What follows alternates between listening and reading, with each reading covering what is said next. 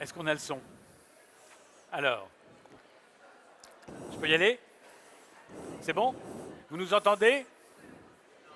Non. On ne nous entend pas. Alors, je vais parler fort. Vous dites un mot, Eleonore? Oui. Ah, bon, bah c'est bon. C'est elle qui compte. Moi, c'est pas grave. C'est bon avec moi, ça marche? Bonjour, mesdames et messieurs. Ah, voilà, ça marche. Bienvenue à Lille. Bienvenue dans cette merveilleuse journée consacrée à l'entreprise inclusive. Vous le savez que la GFIP a décidé de créer des pastilles inspirantes pendant ce congrès, pendant cette convention. Et j'ai le plaisir d'accueillir sur scène Éléonore Laloux, qui est très connue dans les Hauts-de-France. Donc on va faire une interview un petit peu classique et Éléonore va nous raconter son parcours. Chère madame, chère Éléonore, comment vous appelez-vous? Je m'appelle Éléonore Laloux, j'ai 36 ans. Je vis à Arras, dans les Hauts-de-France. Merci. Quelle est votre profession? Je suis agent administratif depuis décembre 2006. Merci. Est-ce que vous pouvez nous dire quel a été votre parcours? J'ai été en milieu ordinaire dans des classes. On va reprendre. À l'école primaire et au collège, vous étiez en milieu ordinaire, c'est ça? J'étais en milieu ordinaire au primaire, au collège, jusqu'au lycée. J'étais en classe d'intégration et en classe ordinaire. J'étais accompagnée avec le AVS, avec certaines matières. Merci. Quel est votre travail maintenant? J'ai commencé à travailler à l'âge de 21 ans à l'hôpital privé et où je travaille encore et maintenant. Vous travaillez toujours dans cet hôpital? Voilà. Oui. Très bien. Et dans quel type de logement êtes-vous? Je vis dans un appartement depuis août 2011. D'accord. Et je crois savoir que vous êtes membre d'une association. Est-ce que vous pouvez nous en parler? En fait, je me bats pour l'inclusion. Je suis aussi membre de l'association d'UNUP que mon père préside. Ouais. J'ai été membre du conseil d'administration. Ensuite, j'ai été la secrétaire adjointe. Ouais. Et ensuite, j'ai écrit un livre qui s'intitule Triso et alors, qui est sorti en mars 2014. Je crois que tout le monde connaît ce livre, Triso et alors. Est-ce que les gens le connaissent? Oui, vous voyez, vous êtes très célèbre. Alors, Éléonore, je crois que vous avez rencontré beaucoup de femmes et d'hommes politiques. Est-ce que vous pourriez nous dire comment vous les avez trouvés, ces gens, tous ces hommes et ces femmes politiques que vous avez rencontrés dans votre vie? D'abord, j'ai rencontré Frédéric le Turc. Il est maire d'Arras et aussi le président de la communauté urbaine d'Arras. Ouais.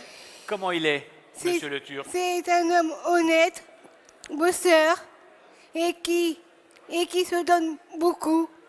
Il a employé 3 personnes en situation de handicap en tant qu'agent municipal. Et il aimerait aussi que Arras soit une ville plus inclusive. Ouais. Ensuite, Sophie Cluzel. Alors attendez, avant de parler de Sophie Cluzel, est-ce qu'il y a des gens d'Arras dans la salle? Non? Comment ça se fait? Parce que là, on fait la pub pour une ville qui est inclusive et il n'y a personne de la ville. Non, mais qu'est-ce que c'est? Alors, bon, on leur en veut pas. Alors, vous avez rencontré Sophie Cluzel. Est-ce que vous pouvez me parler de la ministre? J'ai rencontré Sophie Cluzel parce que, avant d'être ministre, elle est maman d'une fille Ouais. qui a une trisomie 21 et qui s'appelle Julia. Elle a écrit un livre qui s'intitule La force des différents. Et c'est une femme qui est sincère et intéressante. Ensuite, elle m'a remis sa signe de chevalier dans l'ordre national du mérite. Bravo. Sophie Cluzel vous a remis les insignes de l'ordre du mérite. Ça, Oui. Vous vous souvenez quand c'était, Elisabeth Léon?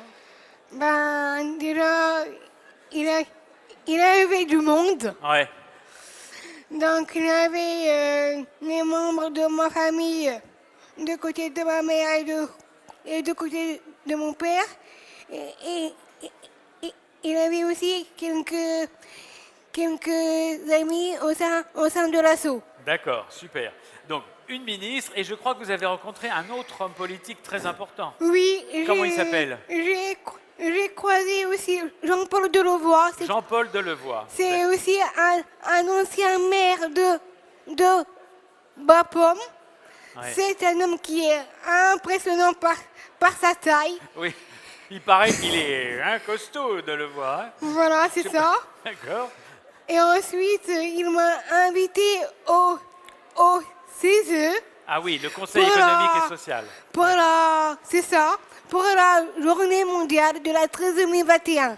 Le 21 mars, hein, c'est ça? Oui, C'était bien? C'était intéressant? c'était intéressant. Alors, Éléonore, on vient de parler de tous ces hommes et de ces femmes politiques célèbres, mais moi j'ai envie de vous dire, vous êtes devenue vous-même une femme politique extrêmement célèbre. Et vous avez des responsabilités au sein du conseil municipal. Quelles sont vos délégations au sein du conseil municipal d'Arras? Ben, j'ai mes deux délégations, la transition inclusive et le bonheur. L'inclusion et le bonheur. Oui, L'inclusion et le bonheur, c'est quand même deux jolis mots qui vont ensemble. Deux délégations pour une seule femme. Non seulement on travaille pour l'inclusion, mais en plus on travaille pour l'évolution des femmes. C'est génial. oui. Alors comment ça se passe les réunions du conseil municipal? Ben, je participe aux réunions au conseil municipal et aux réunions avec le lien de mes délégations. Je voudrais faire d'Arras une ville, un modèle de ville Inclusive. inclusive. Arras, un modèle de ville inclusive, nous dit Éléonore. Comment ça se passe? Je soutiens les projets et les réalisations qui font progresser l'inclusion. Ouais. Et mon projet, c'est l'inclusion. L'incluton. C'est ça, C'est quoi l'incluton? qui va rassembler les personnes en situation de handicap et des personnes qui sont valides autour des activités sportives et culturelles. Ah, et un incluton qui va rassembler valides et personnes en situation de handicap autour du sport et C'est autour ça. des valeurs du sport, c'est ça, hein? Oui, et aussi pour les activités culturelles aussi. Culturel. La culture et le sport, facteur d'inclusion à Arras, grâce à Éléonore Laloux quand même. Bravo!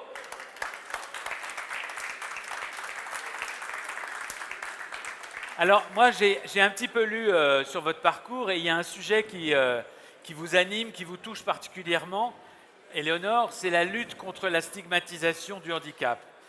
Est-ce que, comment, pourquoi ça vous en avez fait un combat personnel et comment vous vous sentez utile dans ce combat? Ben, pour moi, oui, il faut des personnes en situation de handicap. Ils doivent être inclus et être valorisés. Il faut valoriser les personnes. Et je trouve que c'est important de mettre les personnes en situation de handicap en valeur. Bravo, je suis d'accord. J'ai maintenant une dernière question à vous poser. Quel message vous voudriez faire passer à tous les gens qui nous écoutent et à tous les gens qui nous regardent aussi sur Internet, compte tenu de votre parcours extraordinaire?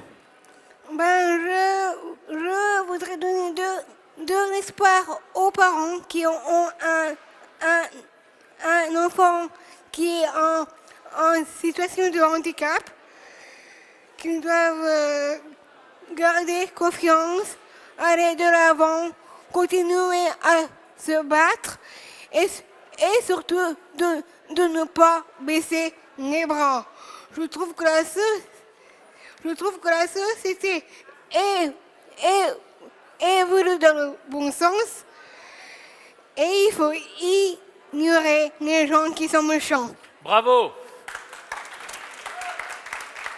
Éléonore, merci de ce message d'espoir, de ce message d'amitié. Ignorer les méchants. On va retenir ça pour toute cette belle conférence. Merci à vous, Éléonore. Et pour terminer, il faut positiver. Positiver. Merci beaucoup. C'était super. Merci infiniment. Beaucoup. Merci de ce talk, c'était génial. Merci à vous tous. On y va. Chère Madame la conseillère municipale.